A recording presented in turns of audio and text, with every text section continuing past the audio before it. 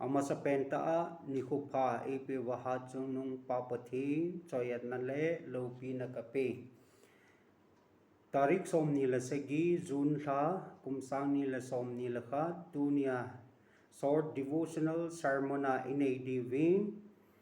Phatthei Channa Hinkho ti hi anaseyo hitin text dia deilen chu John bungup chang som lakhat chuin Jesun chang tha alang thangwa na anei zovin asei zui ho ahok pi in chule sei zui hon atu ho chu ahok pi un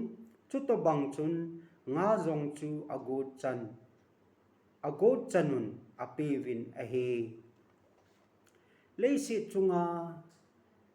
Phatthei na deilo kuima aki umpui nang ma zong Phatthei ngai cha nahim Phatsum Phatlaya British Prime Minister anahi Winston Churchill chun hitin nasaye namu zi a hinthei na nanei ahin napi zi a hinga nahi anati tunia ingai tu diva akhat na idei chu la sa ngin pi o chat a umzoi tia sol cha bung som ni chang som thum langa ana a akisei chu inangai tu divin kiti mun ahi Philippine dinari jani anei chu hitin nasaye hiti dinari jani hi ki pehen lang changtha kichajong le mi pi ho adingin to zo pun te tin dinari jani sum dangka jani chu anapido tapun ahi Jesu Christa seizui Jesu nung zui nisi a apakai kom jinga ahi wanga apakaya dia anei chasunjong ahi lule a chasunjong anapido nomlo chu seizui Philip anahi ama banga hi ho jong Christa nung zuya ikigel jing wangwin a hole pakaya dia pedo nomlo inahi jiu phat khat le mai thei ahi azi chu Philip bangchun Phatthei bu channadin ahlom walitia akho le igelu jong ahi lambai ahi pakajin ama dia thilpi ibol ho hi atam le ahlom ave pui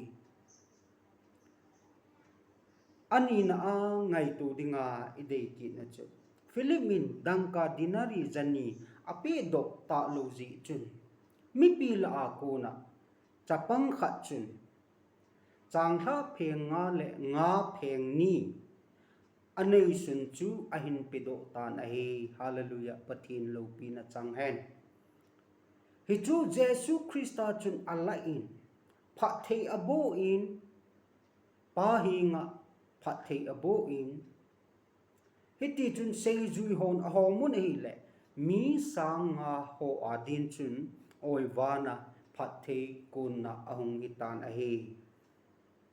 lung sai lehelin hiti mi pi la a chapang pa chun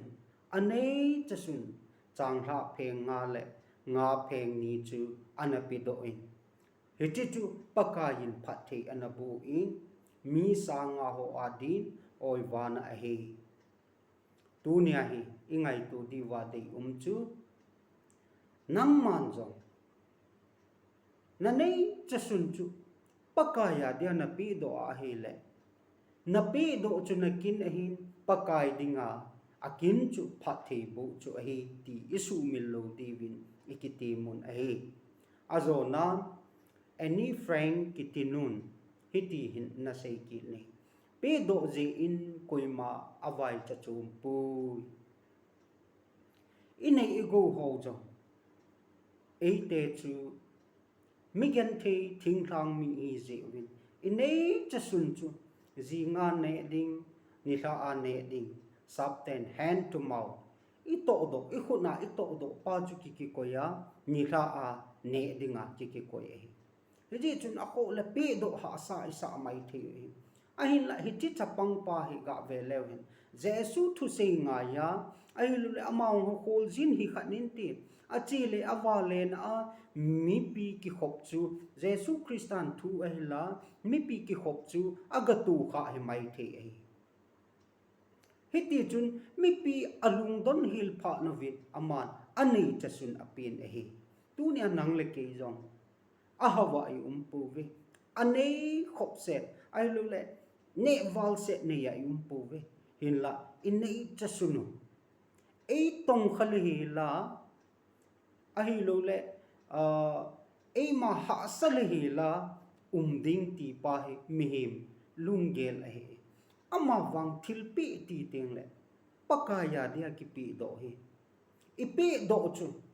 eya ko na apo na hi le ei jong ei to kha ding ipi ho jong ato kha ding pakai pathin jong ato kha ding i thilpi chu hi chu pakai lung dei lam ahi ama wang pakai in ave chu atam ahlom thu ave pui gospel look chun hitin aseye nang hon pevin chutile nang ho jong nakipi dingu ahi ati luk bungup chang som thum lage ta salit hagawa Phatthei Channa Hinkho te jo sin pakaya dia atam le ahlom dat hian lehela pedo jeng dinga he tunia pakayin ei dei sau ahi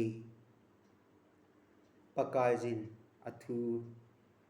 isei do now ikitil ko now short devotional sermon ngai la zo si Phatthei bo chi ta hen amen